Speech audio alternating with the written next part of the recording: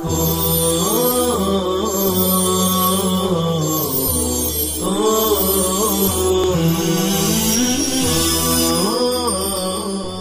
اللہ الرحمن الرحیم وصلی اللہ وسلم علی النبی الکریم وعلی آلہ وصحبہ اجمعین، اما بعد۔ صلاۃ الخوف کے ضمن میں روایت آ رہی ہے العباس بن عبد العظیم کی، اور روایت کے اصل راوی ہیں حدثنا ابو ہریرہ رضی اللہ عنہ قال کان رسول اللہ صلی اللہ علیہ وسلم نازلا بین ضجنان وعصفان محاصر المشرکین۔ حضور صلی اللہ علیہ وسلم قیام پذیر تھے ضجنان اور عصفان کے درمیان مشرکوں کا محاصرہ کرتے ہوئے۔ یہ ضجنان مکہ مدینہ کے درمیان ایک پہاڑ کا نام ہے، جیسے علامہ ابن اثیر نے النہایہ فی غریب الحدیث میں نقل فرمایا ہے۔ اور عصفان یہ ایک بڑا قصبہ ہے مکہ مدینہ کے درمیان، اور ایک قول یہ ہے کہ جحفہ اور مکہ کے درمیان یہ پانی کا ایک بڑا چشمہ ہے، جیسے صاحب لسان العرب لکھتے ہیں۔ حضور اکرم صلی اللہ علیہ وسلم وہاں قیام پذیر تھے۔ فقال المشرکون، مشرکین نے آپس میں تبصرہ کیا، ان لہؤلاء صلاۃ ہی احب الیہم من ابنائہم و ابکارہم، ان لوگوں کی ایک نماز ہے جو انہیں اپنی اولاد اور اپنی عورتوں سے بھی زیادہ پسندیدہ ہے۔ ابکار ای بناتہم، اور ابکار کا لفظ اس لیے خاص کیا کہ مرغوب فیہن ہوتی ہیں وہ لوگوں کے یہاں۔ اور مسند احمد کی روایت میں آیا ان لہم صلاۃ ہی احب الیہم من آبائہم و ابنائہم وہی العصر فاجمعوا امرکم۔ یہاں آیا دیکھو اجمعوا امرکم، اپنے معاملے کی پوری تیاری کر لو، تیار ہو جاؤ۔ ثم میلوا علیہم میلۃ واحدہ، قرآن کریم کا لفظ ہے نا فیمیلون علیکم میلۃ واحدہ، پھر ان پر یکبارگی حملہ کرو۔ فجاء جبریل علیہ السلام، حضرت جبرائیل علیہ السلام اتنے میں تشریف لائے۔ فامرہ، اور حضور کو حکم دیا کہ ان یقسم اصحابہ نصفین، کہ اپنے صحابہ کو دو جماعتوں میں تقسیم کریں۔ فیصلی بطائفۃ منہم، ایک جماعت کو نماز پڑھائیں، وطائفۃ مقبلون علی عدوہم قد اخذوا حذرہم واسلحتہم فیصلی بہم رکعۃ، اور دوسری جماعت دشمن کی طرف متوجہ رہے، درا حالے کہ انہوں نے اپنے احتیاطی سامان، اسلحہ اور اپنے ہتھیاروں کو تیار کر رکھے ہوں، اور ان کو بھی ایک رکعت پڑھائے۔ ثم یتأخر ہؤلاء ویتقدم اولئک، وہ لوگ ادھر آ جائیں اور یہ لوگ ادھر چلے جائیں۔ فیصلی بہم رکعۃ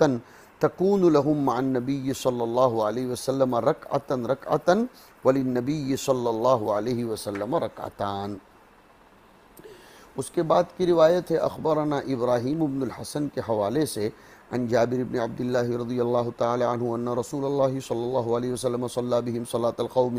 فقام صف بین یدیہ وصف خلفہ صلی بالذین خلفہ رکعة وسجدتین ثم تقدم ہؤلاء حتی قاموا فی مقام اصحابہم وجاء اولئک فقاموا مقام هؤلاء وصلى بهم رسول الله صلى الله عليه وسلم ركعة وسجدتين ثم سلم فكانت للنبي صلى الله عليه وسلم ركعتان ولهم ركعة۔ اس کے بعد کی روایت احمد بن مقدام کی، اور وہ بھی حضرت جابر بن عبداللہ کی ہے، قال كنا مع رسول الله صلى الله عليه وسلم فأقيمت الصلاة فقام رسول الله صلى الله عليه وسلم وقامت خلفه طائفة وطائفة مواجهة العدو فصلى بالذين خلفه ركعة وسجد بهم سجدتين ثم إنهم انطلقوا فقاموا مقام أولئك الذين كانوا في وجه العدو وجاءت تلك الطائفة فصلى بهم رسول الله صلى الله عليه وسلم ركعة وسجد بهم سجدتين ثم إن رسول الله صلى الله عليه وسلم سلم فسلم الذين خلفه وسلم أولئك۔ اس کے بعد کی روایت ہے اخبرنا علی بن الحسین، وہ روایت جاری عن جابر رضی اللہ تعالیٰ عنہ قال شہدنا مع رسول اللہ صلی اللہ علیہ وسلم صلاة الخوف فقمنا خلفه صفین والعدو بیننا وبین القبلہ فکبر رسول اللہ صلی اللہ علیہ وسلم وکبرنا ورکع ورکعنا ورفعنا فلما حضر للسجود سجد رسول اللہ صلی اللہ علیہ وسلم والذین یلونہ وقام الصف الثانی حين رفع رسول اللہ صلی اللہ علیہ وسلم والصف الذين يلونه ثم سجد الصف الثاني حين رفع رسول الله صلى الله عليه وسلم في أمكنتهم ثم تأخر الصف الذين كانوا يلون النبي صلى الله عليه وسلم وتقدم الصف الآخر فقاموا في مقامهم وقام هؤلاء في مقام الآخرين قياما وركع النبي صلى الله عليه وسلم وركعنا ثم رفع ورفعنا فلما انحدر للسجود سجد الذين يلونه والآخرون قيام فلما رفع رسول الله صلى الله عليه وسلم والذين يلونه سجد الآخرون ثم سلم۔ اس کے بعد کی روایت عمرو بن علی کی عن جابر رضی اللہ تعالیٰ عنہ قال كنا مع النبي صلى الله عليه وسلم بنخل والعدو بيننا وبين القبلة فكبر رسول الله صلى الله عليه وسلم فكبروا جميعا ثم ركع فركعوا جميعا ثم سجد النبي صلى الله عليه وسلم والصف الذي يليه والآخرون قيام يحرسونهم فلما قاموا سجد الآخرون مكانهم الذي كانوا فيه ثم تقدم هؤلاء إلى مصاف هؤلاء فركعوا جميعا ثم فرفعوا جميعا ثم سجد النبي صلى الله عليه وسلم والصف الذين يلونه والآخرون قيام يحرسونهم فلما سجدوا وجلسوا سجد الآخرون مكانهم ثم سلم قال جابر كما يفعل أمراؤكم۔ اس کے بعد کی روایت ہے محمد ابن مثنى کی، اور اس میں خاص دھیان دیا جائے گا ان ابی عیاش الزرقی قال شعبۃ كتب به إلي وقرأته عليه وسمعته منه يحدث ولكني حفظته۔ اس پر میں ابھی تھوڑی دیر میں کلام کرتا ہوں۔ قال ابن بشار فی حدیثه حفظی من الكتاب ان النبي صلی اللہ علیہ وسلم كان مصاف العدو بعصفان وعلى المشركين خالد بن الولید فصلى بهم النبي صلی اللہ علیہ وسلم الظہر قال المشركون ان لهم صلاة بعد هذه هي احب اليهم من اموالهم وابنائهم فصلى بهم رسول الله صلى الله عليه وسلم العصر فصفهم صفين خلفه فركع بهم رسول الله صلى الله عليه وسلم جميعا فلما رفعوا رؤوسهم سجد بالصف الذي يليه وقام الآخرون فلما رفعوا رؤوسهم من السجود سجد الصف المؤخر بركوعهم مع رسول الله صلى الله عليه وسلم ثم تأخر الصف المقدم وتقدم الصف المؤخر فقام كل واحد منهم في مقام صاحبه ثم ركع بهم رسول الله صلى الله عليه وسلم جميعا فلما رفعوا رؤوسهم من الركوع سجد الصف الذي يليه وقام الآخرون فلما فرغوا من سجودهم سجد الآخرون ثم سلم النبي صلى الله عليه وسلم عليهم۔ اس میں روایت میں جو راوی آئے ہیں ابو عیاش الزرقی الانصاری، ان کا نام تھا زید ابن صامت، انہیں حلوہ کا فارس بھی کہا جاتا ہے، فارس حلوہ، حلوہ ایک گھوڑا تھا جو ان کا تھا، اس لیے انہیں فارس و حلوہ کہا جاتا ہے۔ حضور سے صلاۃ الخوف بعصفان یہ حدیث روایت کی ہے، اور ہماری اس کتاب میں ان کی صرف یہی ایک روایت ہے۔ دیکھو یہاں آیا ہے قال شعبۃ كتب به إلي وقرأته عليه وسمعته منه يحدث ولكني حفظته۔ اس میں آپ کو ایک بات سمجھنی پڑے گی، تحمل حدیث کے 8 طریقے ہیں۔ ایک تو سماع لفظ الشیخ املاء او غیرہ من حفظ او من کتاب، اور یہ سب سے ارفع طریقہ ہے جمہور کے یہاں، مروی عنہ شیخ کے لفظ کو سننا، سمعت، چاہے وہ لکھوا رہا ہو یا منہ سے بول رہا ہو، اپنے حفظ سے یا اپنی کتاب سے لکھوا رہا ہو، یا ارفع الاقسام فی باب تحمل الحدیث من الشیخ عند الجمہور۔ دوسرا طریقہ ہے تحمل حدیث کا القراءۃ علی الشیخ، اکثر لوگ اس کو عرض بولتے ہیں، عرض عین را ضاد، چاہے خود پڑھا ہو یا دوسرا عبارت پڑھتا ہو اور وہ سن رہا ہو، صحیح ہے یہ جمہور کے یہاں، بس سماع کے مساوی ہے یا نہیں اس میں اختلاف ہے۔ آج کل یہی ہو رہا ہے، ایک طالب علم پڑھتا ہے، یہ ہے قرأت علی الشیخ، اب سننے والے بھی چونکہ شیخ کے سامنے ہی بیٹھے ہیں اور وہ پڑھنے والے کے ساتھ شریک ہیں، لہذا وہ بھی القراءۃ علی الشیخ میں عرضاً شامل ہیں۔ تیسرا طریقہ ہے تحمل حدیث کا الاجازہ، جمہور کے یہاں صحیح یہی ہے کہ اجازہ، شیخ نے اجازت دی ہو کہ میری مرویات تمہیں میری سند سے نقل کرنے کی اجازت ہے، جمہور کے یہاں یہ طریقہ اور اس پر عمل کرنا جائز ہے۔ چوتھا طریقہ ہے مناولہ، جمہور اسے بھی صحیح قرار دیتے ہیں۔ پانچواں طریقہ ہے الکتابت، یعنی شیخ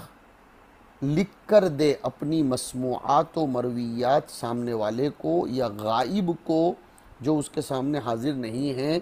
اس کو لکھ کر بھیجے، یا وہ کہے اور کوئی لکھ دے،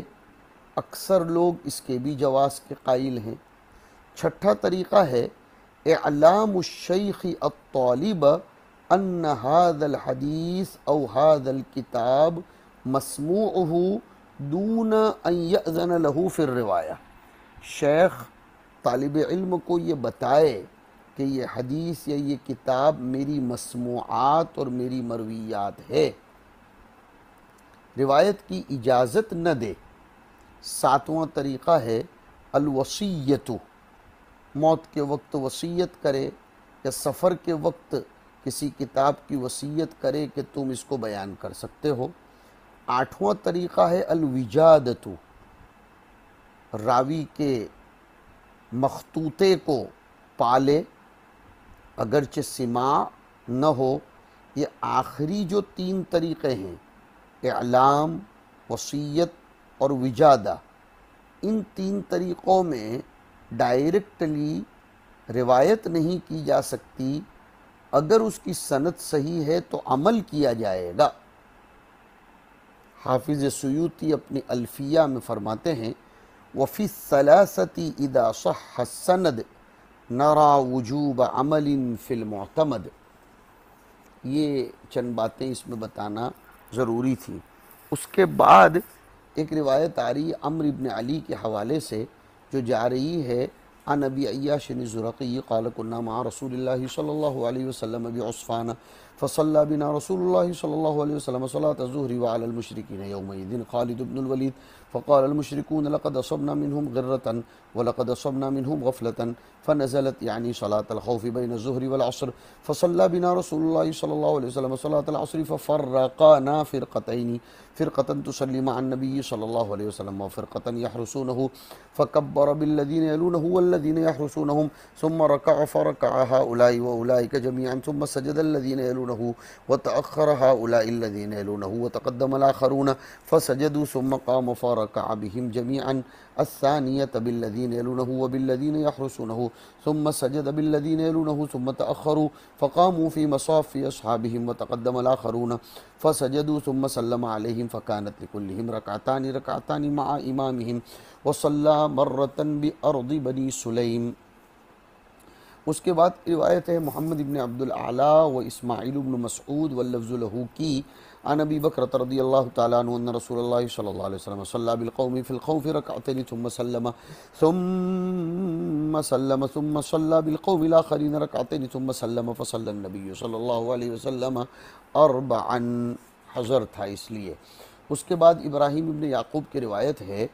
عن جابر بن عبد الله ان النبي صلى الله عليه وسلم صلى بطائفة من اصحابه ركعتين ثم سلم ثم صلى بآخرين ايضا ركعتين ثم سلم۔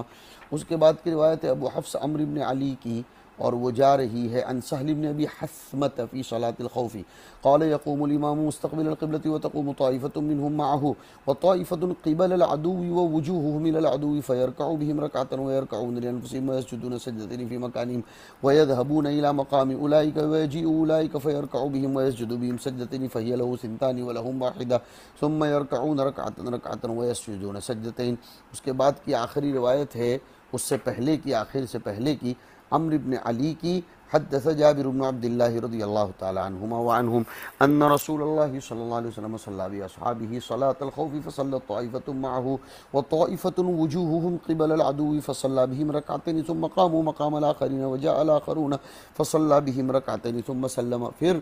اس کتاب صلاة الخوف کی آخری روایت عمرو بن علی کی عن ابی بکرۃ رضی اللہ تعالی عنہ عن النبی صلی اللہ علیہ وسلم انه صلى صلاة الخوف بالذین خلفه ركعتين والذین جاءوا بعد ركعتين فكانت للنبی صلی اللہ علیہ وسلم 4 ركعات ولهؤلاء ركعتين۔ صلوات خاصہ میں سے یہ صلاة الخوف کے ابواب پورے ہوئے۔ اب شروع کرنے جا رہے ہیں مصنف رحمۃ اللہ علیہ صلوات خاصہ میں سے ایک اور صلاۃ کا باب یا کتاب، کتاب صلاۃ العیدین۔ بہتر یہ تھا جمعہ کے ابواب کے بعد اس کو ذکر کرتے، جیسے امام ابو داؤد نے کیا ہے اور خود امام نسائی نے سنن کبریٰ میں ایسا ہی کیا ہے، لیکن انہوں نے اپنے استاذ امام بخاری کی متابعت کی کہ امام بخاری نے اپنی صحیح میں صلاۃ العیدین کو صلاۃ الخوف کے بعد ذکر کیا ہے۔ ممکن ہے کہ یہی بات ہو۔ امام قرطبی رحمۃ اللہ علیہ فرماتے ہیں کہ عید کو عید اس لیے کہا جاتا ہے کہ وہ ہر سال عود کرتی ہے، اور ایک قول یہ ہے کہ وہ فرحت و سرور کے ساتھ عود کرتی ہے، اور بعضوں نے کہا کہ برسبیل تفاعل اس کو عید کہا گیا ہے کہ اللہ کرے کہ پھر ہمیں دوبارہ یہ عود کر کے حاصل ہو۔ جیسے قافلہ جب روانہ ہوتا ہے تو اس کو قافلہ تفاعلاً کہا جاتا ہے، جیسے صحرا کو مفازہ تفاعلاً کہا جاتا ہے۔ عیدین کی نماز کے باب میں اختلاف ہے۔ امام شافعی اور جمہور علماء شوافع اور جمہور علماء فرماتے ہیں کہ عیدین کی نماز سنت مؤکدہ ہے۔ امام ابو حنیفہ رحمۃ اللہ علیہ کے یہاں عیدین کی نماز واجب ہے۔ سب سے پہلی عید کی نماز جو حضور اکرم صلی اللہ علیہ وسلم نے پڑھی وہ سن 2 ہجری میں عید الفطر کی عید کی نماز پڑھی، اور وہی سال تھا جس کی شعبان میں رمضان کے روزے فرض ہوئے تھے، یعنی سن 2 ہجری۔ پھر حضور نے اس پر مداومت فرمائی یہاں تک کہ آپ کا انتقال ہو گیا۔ اور صاحب مرعات نے یہ بھی لکھا ہے کہ عید الاضحیٰ بھی سن 2 ہجری میں مشروع ہوئی ہے۔ تو یہ عید کے سلسلے میں ہم گفتگو کر رہے ہیں کہ عید کو عید کیوں کہا جاتا ہے، اس کا مادہ اشتقاق کیا ہے۔ اصل میں یہ عیودن تھا، عاد یعود عودن سے مشتق ہے، رجوع کے معنی میں۔ عیود کے واو کو ماقبل کے کسرے کی بنا پر یا سے بدل دیا،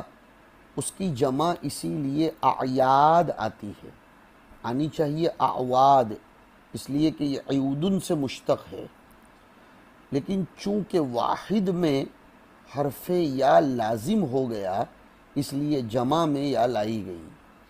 یا یہ عود بمعنی لکڑی کی جمع چونکہ اعواد پر آتی ہے، اس سے ممتاز کرنے کے لیے اعیاد سے جمع لائی گئی۔ عید کو عید کیوں کہتے ہیں، ایک وجہ یہ بھی بتائی کہ اس وقت اللہ تعالیٰ کے عوائد اور احسانات بکثرت ہوتے ہیں، اور میں نے جیسے ذکر کیا تو تفاعلاً یا عود سے مشتق کر کے وغیرہ وغیرہ اس کے مادہ اشتقاق اور وجہ تسمیہ ہے۔ عید سن ہجری 2 کے اندر مشروع ہوئی، اور یہی قول زیادہ راجح ہے، جمہور اہل نقل اس پر ہیں۔ اسی سن 2 کے شعبان میں صوم رمضان بھی فرض ہوا تھا۔ فرضیت العید فی السنۃ الثانیہ کا ذکر صاحب بدل نے ملا علی قاری سے بھی نقل فرمایا ہے۔ بعض لوگ یہ کہتے ہیں کہ عید الفطر سن 1 ہجری میں مشروع ہو گئی، لیکن یہ قول مرجوح ہے۔ عید الاضحیٰ کی مشروعیت بھی سن 2 میں ہوئی۔ شاہ ولی اللہ رحمۃ اللہ علیہ نے فرمایا کہ چونکہ ہر قوم کے لیے ان کے شعار دینی کی رفعت کے واسطے ایک ایسا دن تھا کہ جس میں وہ سب جمع ہو کر لہو و لعب سیر و تفریح کرتے ہوئے اظہار سرور کرتے تھے۔ اسلام امالے کے لیے آیا ہے، ازالے کے لیے نہیں آیا۔ نفسیاتی تقاضوں کا وہ امالہ کرتا ہے، ازالہ نہیں کرتا، خیال کرتا ہے۔ حضور صلی اللہ علیہ وسلم جب مدینہ منورہ تشریف لائے اور آپ نے دیکھا کہ اہل مدینہ سال میں 2 عیدیں نیروز اور مہرجان کے نام سے مناتے ہیں، تو حضور نے امالہ فرما دیا، ارشاد فرمایا قد ابدلکم اللہ بہما خیرا منہما۔ انہوں نے وہ دونوں دن یوم النیروز والمہرجان کو بدل کر ایسے 2 دن اختیار کیے حضور کے امر سے، جس میں تجمل کے ساتھ ساتھ ذکر، طاعت وغیرہ کے دروازوں کو بھی کھولا گیا، تاکہ مسلمانوں کا اجتماع محض لہو و لعب پر نہ ہو۔ چونکہ اس سے اظہار شوکت اور اعلاء کلمت اللہ اور رفعت شعار اسلام چاہا گیا، اس لیے تمام کو، یہاں تک کہ بچوں عورتوں کو بھی نکلنا مستحب کہا گیا، بلکہ اس وقت تو یہ کہا تھا کہ ذوات الخدور اور حیض بھی نکلیں، یہ الگ بات ہے کہ یعتزلن المصلی، اور آنے جانے میں بھی 2 راستے اختیار کرنے کا حکم دیا، تاکہ دونوں راستے والے شوکت اسلام پر مطلع ہوں۔ چونکہ اصل عید زینت ہے، اس لیے حسن لباس کو مستحب فرمایا گیا۔